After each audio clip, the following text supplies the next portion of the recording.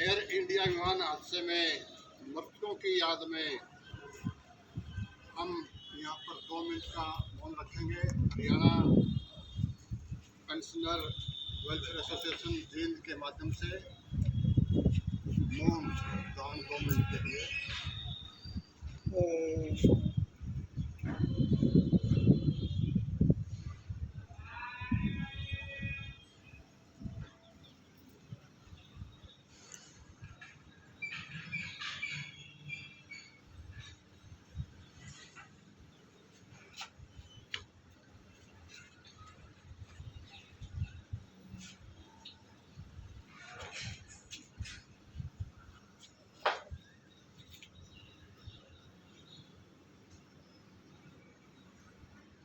ओम शांति। आज Haryana pensioner welfare association जिला जींद की कार्यकारिणी की एक विशेष बैठक हुई, जिसकी अध्यक्षता एसोसिएशन के प्रधान श्री ब्रजभूषण गोयल जी ने की।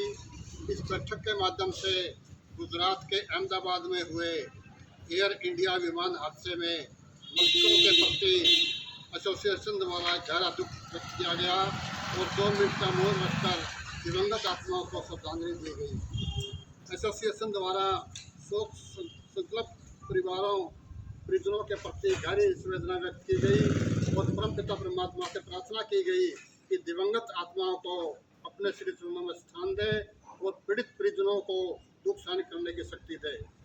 यह हादसा बेहद दुखद व दिल को हिला देने वाला है।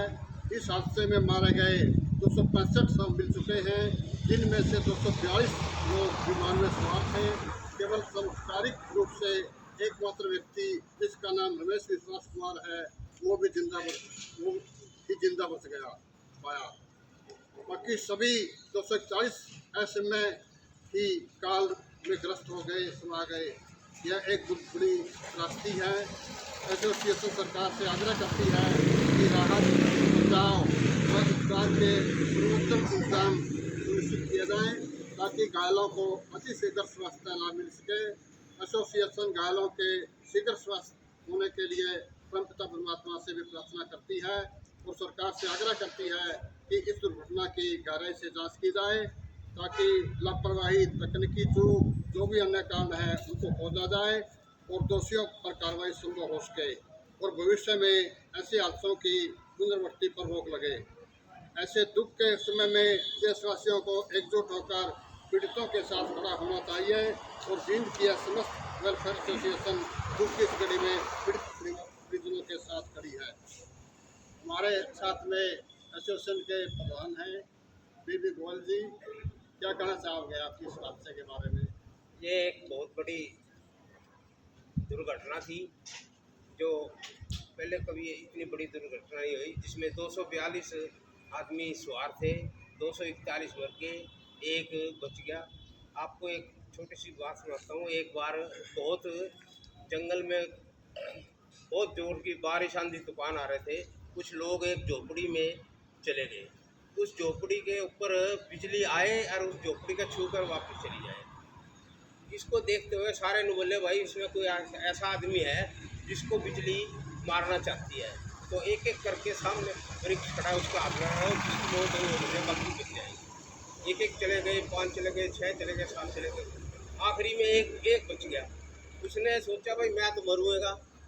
जब सारे बच गए तो उसको जब नहीं गया तो उसको ज़बरदस्ती धक्का देकर उसको बाहर भगा दिया। जैसे ही वो बाहर गया झोपड़ी पर बिजली गई। तो कहने का मेरा मतलब ये है कि एक आदमी जो बचा उसकी ज़िंदगी बचनी थी।